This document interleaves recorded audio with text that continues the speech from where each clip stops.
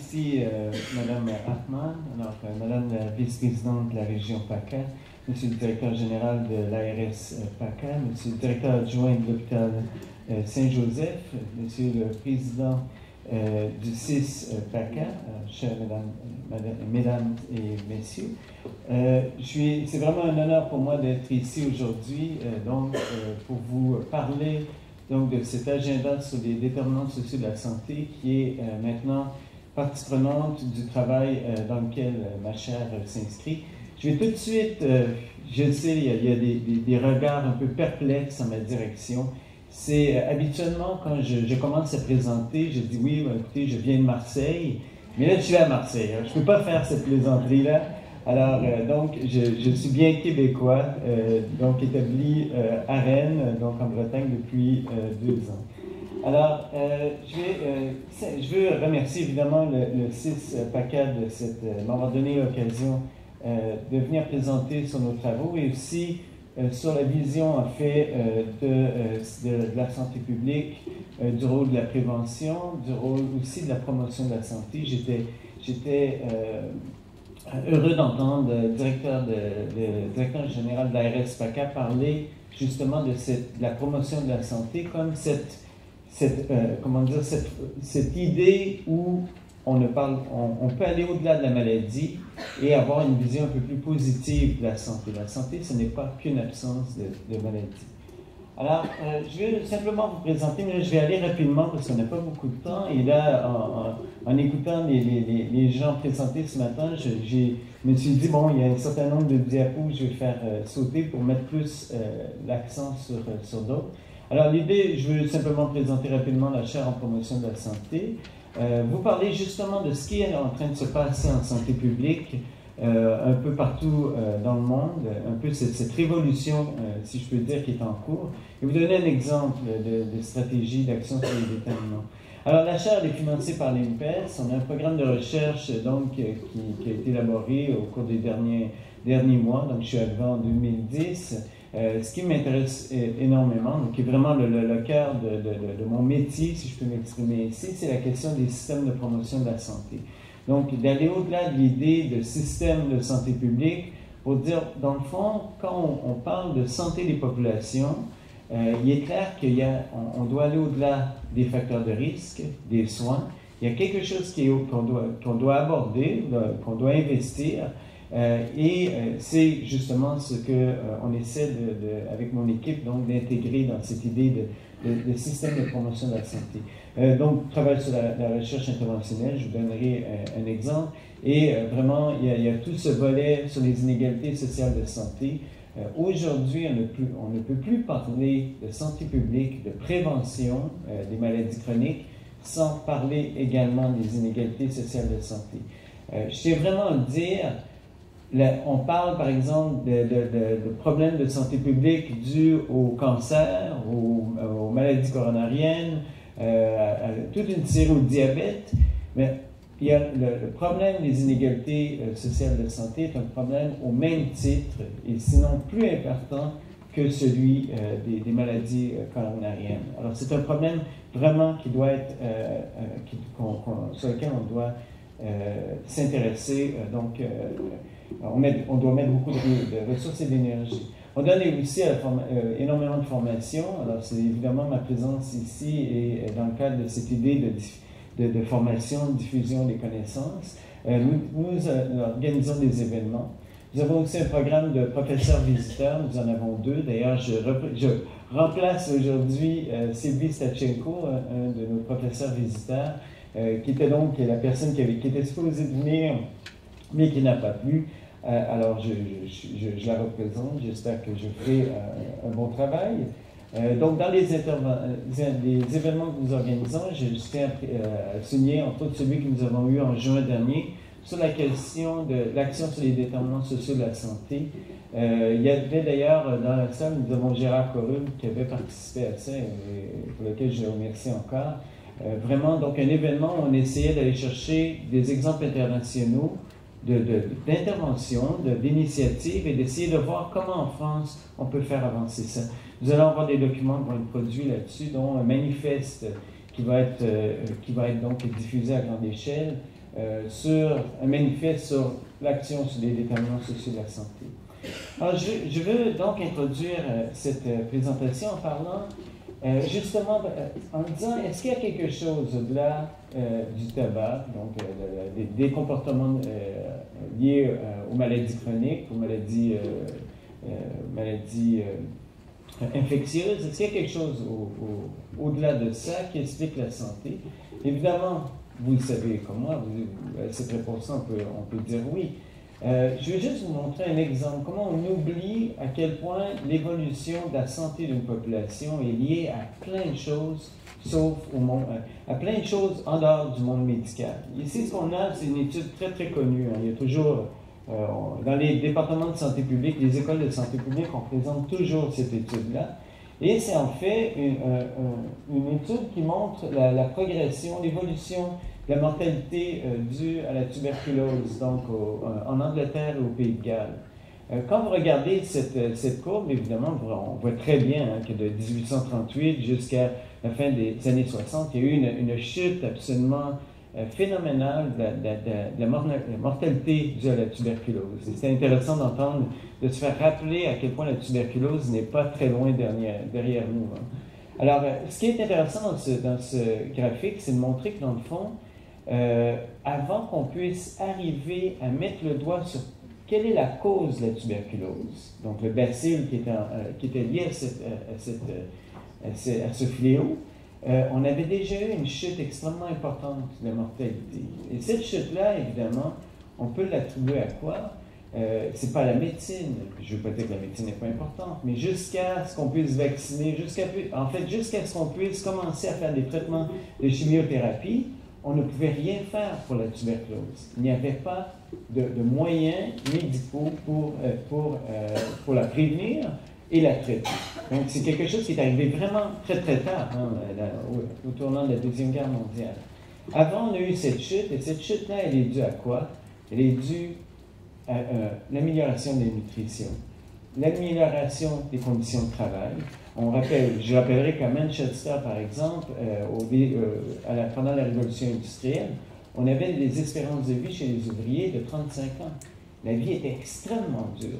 On a donc amélioré les conditions de logement. On a mis des lois beaucoup plus strictes sur les conditions de travail, réduit les heures de travail.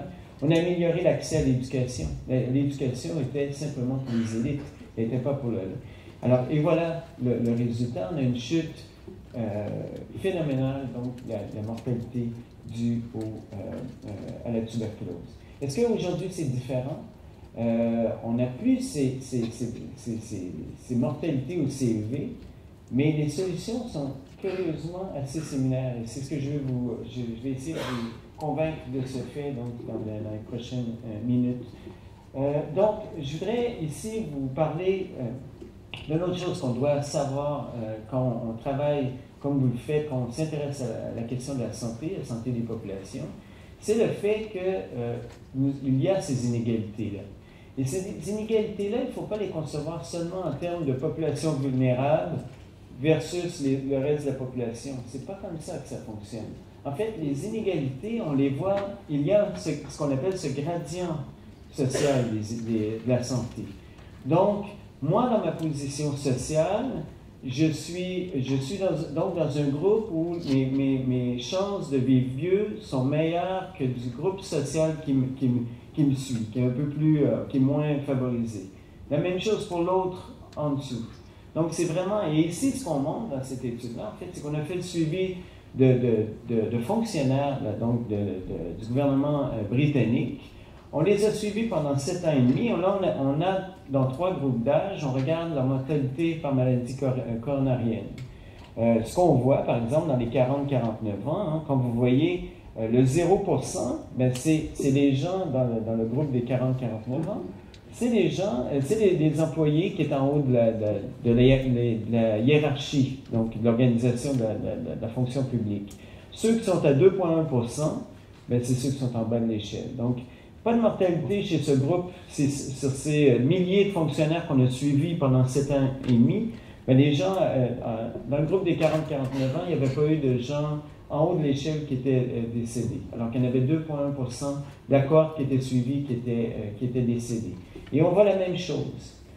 Ce qui est fascinant avec cette étude-là, et maintenant on le voit de plus, ça a été confirmé, c'est que même si on contrôlait pour le tabagisme, on contrôlait pour différentes habitudes de vie, on se retrouve quand même avec ce gradient-là. Ce que ça veut dire, dans les faits, c'est que même, je ne sais pas si je l'ai mis là, non, je ne l'ai pas mis là, c'est que même si on réussissait à éliminer complètement le tabagisme, par exemple, on aurait quand même ce gradient social de la santé. Il y aurait ces différentes espérances de vie, de mortalité, de morbidité au sein de nos sociétés. Je vais vous rappeler, vous êtes certainement familier avec ces études qui ont été faites donc, sur le tabagisme en France dans 3 groupes socioprofessionnels, et on voit bien que chez les chômeurs et ouvriers, en fait, en 2007, quand on regarde le graphique, à cause des intervalles de confiance, on se rend compte qu'il n'y a pas de différence en termes de prévalence. La différence n'est pas significative. Et les cadres supérieurs, eux, ils ont une prévalence du tabagisme, donc plus faible. Et c'est significatif comme résultat. Les gens ont interprété ça de différentes façons. Mais ce qui est clair, à mon sens, et ce qui a été vu dans d'autres pays, c'est qu'on est au bout de ce qu'on a pu faire, en fait, en termes d'action pour l'éducation à la santé. Ce n'est pas en disant plus aux gens que le tabagisme est dangereux, même en raffinant les techniques d'éducation à la santé, qu'on va diminuer cet écart-là. Alors là, on a vraiment un écart social sur le comportement lié au tabagisme. Et cet écart-là, il va falloir, pour le réduire, il va falloir agir sur autre chose. Et évidemment, quand on parle de chômeurs ouvriers, je ne sais pas si pour les ex-fumeurs parmi vous, ou les gens qui, je ne sais pas, à une certaine période de votre vie, vous avez décidé, vous avez commencé à faire de l'activité physique, ce genre de changement de comportement-là arrive rarement quand on est dépressif, arrive rarement quand on n'a pas trop confiance en l'avenir. C'est des comportements, abandonner le tabagisme. Mon épouse a arrêté de fumer parce qu'elle m'a rencontré. J'en suis très fier. Je me suis dit, bon, quand même. Alors, ça allait bien à l'époque. Là, aujourd'hui, des fois, elle me dit qu'elle recommencerait à fumer. Mais bon, c'est autre chose. Mais je pense que c'est plus les enfants, peut-être, dans cet effet-là. Mais, donc, ces changements de comportement-là sont liés habituellement à un espoir. Donc, que le futur va être meilleur. Donc, on est un optimisme, un état d'optimisme. Et donc, moi, quand on me dit qu'on devrait continuer à mettre encore plus d'argent sur l'éducation à la santé, évidemment, c'est extrêmement important. C'est la première pierre qu'on doit poser dans notre édifice de travail sur de santé publique. On ne peut pas faire de la santé publique sans faire de l'éducation à la santé au départ. Parce qu'il faut, évidemment, que la population comprenne pourquoi on veut faire des choses. Mais ce qui est clair ici, c'est que dans le cadre des chômeurs et ouvriers, il y a quelque chose lié aux conditions de vie qui doit être amélioré. Les chômeurs, on le comprend très bien, il y a évidemment des conditions d'existence qui doivent être changées. Je vais passer ça parce que nous n'aurons pas beaucoup de temps. J'aimerais, entre autres, vous montrer, parce qu'on parle des déterminants sociaux de la santé. Un déterminant, c'est quoi? C'est ce qu'il y a au-delà des facteurs de risque. Donc, on sait que les facteurs de risque, par exemple, du cancer du poumon, bien, il y a le tabagisme. Il y a différents types de cancers. C'est le tabagisme. Mais ce qu'on sait, c'est que dans nos sociétés occidentales, le tabagisme se concentre et est surreprésenté chez les groupes socio-économiques en bas de l'échelle. Donc, il y a quelque chose lié au statut social qui explique en partie le tabagisme. Parce qu'il n'y aurait pas cette surreprésentation donc des populations vulnérables, populations pauvres chez les fumeurs, s'il n'y avait pas quelque chose de lié justement à cette condition sociale. Alors, les déterminants sociaux de la santé, c'est ça. Dans ce cas-ci, ce qu'on a, c'est qu'on montre par exemple le niveau scolaire. Le niveau scolaire, on le sait, ne pas obtenir son bac, c'est quasiment une condamnation à vivre, disons, avoir vraiment des problèmes de carrière, en tout cas pour l'avenir, c'est disons, un très mauvais signe.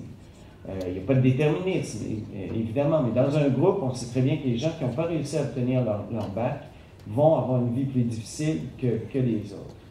Donc, le lien entre niveau scolaire et santé, ben, il y en a plusieurs de ces liens-là. Si on travaille juste sur, donc, si on veut améliorer la santé simplement en travaillant sur la nutrition, l'exercice physique, le tabagisme et tout ça, on va manquer justement, on ne parlera pas de la question du niveau scolaire et de l'accès à l'éducation. Donc, l'éducation dans nos sociétés, l'accès à l'éducation, c'est une question de santé. On le sait, on ne va pas prévenir le tabagisme dans une population si on continue, entre les inégalités en tabagisme, ces inégalités-là, on ne va pas les réduire si on ne part pas dès les premières heures de la vie d'un enfant pour faire en sorte que cet enfant-là va avoir les meilleures conditions possibles, va pouvoir entrer à l'école sans être déjà défavorisé par rapport aux autres qui viennent de familles mieux nanties, et ainsi de suite. Donc, si on se concentre uniquement sur la prévention, on ne peut rien faire pour les enfants. On ne dira pas à un enfant d'un mois qu'il ne faut pas qu'il fume, que c'est dangereux de fumer. Un enfant d'un mois, ce qu'on veut, c'est avoir des conditions d'existence qui sont les meilleures possibles. Et ça veut dire quoi? Ça veut dire mettre les parents dans les meilleures conditions d'existence possibles. Donc, pour que ces parents-là puissent remplir leur responsabilité. Quand on parle d'action, par exemple, j'ai un exemple ici, l'action sur l'hypertension, hein, on connaît bien. Qu'est-ce qu'on fait pour l'action sur l'hypertension? On fait du dépistage. Évidemment, là, le dépistage, c'est de la prévention secondaire, parce que ce qu'on cherche, c'est les hypertensifs, donc chez des gens qu'on soupçonne qu'ils vont être hypertensifs. Donc, ils vont avoir un surpoids, vont être fumeurs, donc à un certain âge, donc on va aller chez ce groupe-là. On va faire de l'éducation, évidemment, comme je disais, et on va faire aussi des interventions de ce que je qualifie d'ingénierie sociale. Autrement dit, on travaille sur des politiques, sur des environnements, en vue justement d'avoir, par exemple, un effet sur la consommation de fruits et légumes. Donc ça, on peut faire ça. Ça, c'est des choses qu'on va faire. Par contre, on sait très bien que l'hypertension, c'est lié au statut social. L'étude des fonctionnaires britanniques l'a très bien montré. En bas de l'échelle, la pression artérielle des gens en bas de l'échelle est plus élevée que celle en haut de l'échelle. On voit très bien le gradient social d'hypertension. Donc, si on ne travaille pas sur le statut social, autrement dit, d'avoir des sociétés qui ne sont pas trop inégalitaires, comme nous avons ici en France et dans plusieurs pays occidentaux, si on ne s'intéresse pas au stress associé au travail, donc la valorisation, entre autres, des travailleurs, de ce qu'ils font, de la valeur de leur travail, qui leur donne un peu plus de contrôle sur les tâches. Donc, on décide de sortir de ces modèles où vraiment on donne des ordres à l'échelon inférieur qui vont donner à l'autre et tout ça, et personne ne le contrôle. En bas, on se retrouve avec des gens qui n'ont aucun contrôle sur la façon qu'ils doivent faire les choses. On ne s'attaque pas à la discrimination, à la détresse psychologique et tout ça. On va donc passer à côté de vraies mesures pour réduire l'hypertension. De façon, je parle évidemment, équitable, donc qui vont réduire ces inégalités-là. Alors, c'est quoi les stratégies préventives? J'essaie de... Combien? 5 minutes? Ok, ça va aller vite, accrochez-vous. Donc, quand on parle, juste pour vous revenir, la présentation d'avant était vraiment sur la question de la prévention. Donc, ce qui distingue la prévention des stratégies de promotion de la santé, mais les stratégies de prévention sont axées sur les facteurs de risque. On s'intéresse à prévenir quelque chose qui est en lien avec un facteur de risque lié à une maladie chronique ou maladie infectieuse et ainsi de suite. Stratégie de promotion de la santé, on monte en haut. On essaie d'aller en amont de ces facteurs de risque pour essayer de réduire justement, d'améliorer les conditions de vie des gens pour qu'ils soient en mesure justement de se mobiliser eux-mêmes et d'agir sur ces facteurs de risque. Ce qui est vraiment pas le cas pour une partie de la population qui vit sous le seuil de pauvreté, qui a vraiment des vies très difficiles. Et ça, c'est pas moi qui le dis. Moi, c'est l'OMS qui nous dit que c'est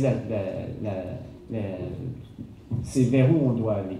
Et dans son rapport de 2009, donc la Commission sur les déterminants sociaux de la santé, Donc, dans son rapport de 2009, l'Organisation mondiale de la santé l'a dit clairement. Si on veut réduire les inégalités sociales de santé dans nos sociétés, améliorer en général la santé des populations, il faut améliorer les conditions de vie quotidiennes.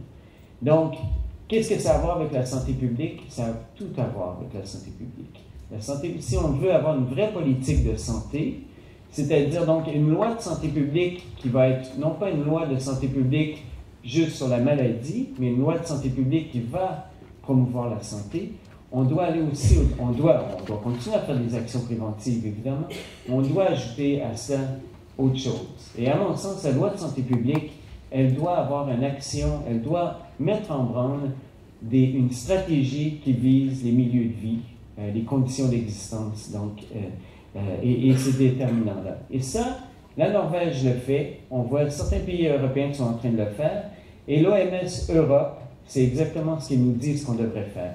Alors, c'est pas... Donc, la France, à mon sens, il est absolument indispensable qu'on ouvre, qu'on ne répète pas la loi de santé publique qu'on a eue, dont le terme a échu en 2010, qu'on se donne une loi de santé publique qui va non seulement aller sur la prévention, mais aussi la promotion. Et à cela, je dois dire, la question de l'efficacité de la prévention, évidemment, quand on fait de la prévention seulement axée sur l'éducation, on va échouer. On va avoir des résultats qui vont être absolument désastreux. C'est ce qu'on voit avec par exemple, la question du tabagisme. L'éducation, c'est important, mais si on veut mesurer l'efficacité de nos stratégies, il va falloir choisir d'autres modèles aussi, parce qu'on ne parle pas des stratégies de promotion de la santé, on ne peut pas les évaluer comme on évalue, par exemple, les médicaments. Les médicaments, on peut contrôler. Hein. On peut avoir un groupe de cobayes, un groupe placebo qui n'utilise pas le médicament, mais on ne peut pas faire ça avec les populations. On ne peut pas faire ça avec un quartier, avec une population qui vit dans un quartier ou dans une région. Donc, on doit avoir d'autres modes pour prouver ça. Je passe ça. Simplement dire que la stratégie qui maintenant est recommandée pour réduire les inégalités sociales de santé, donc réduire ce gradient social de santé qu'on a vu, ce qu'elle dit, c'est qu'on doit aller vers des mesures universelles. Des mesures universelles, donc, qui ne sont pas stigmatisantes. Et là, je vous donne un exemple. Il y a le projet ICAPS, donc peut-être certains d'entre vous ont déjà entendu parler. C'était un projet qui est en cours en ce moment. Au départ, c'était une recherche interventionnelle. Maintenant, c'est déployé à travers tout le territoire français. Mais ICAPS, qu'est-ce que c'était? C'était un programme pour améliorer le niveau d'activité physique chez les adolescents. Ils ont fait ça dans différentes écoles. Et une des mesures qui a contribué à réduire les inégalités en termes de niveau d'activité physique chez les adolescents, ça va vous sembler curieux, mais la mesure la plus efficace, c'était en fait une mesure d'ajouter du transport scolaire. Ce que le ICAPS faisait, c'est qu'il mettait en fait organisait des activités parascolaires à l'école, d'activités physiques.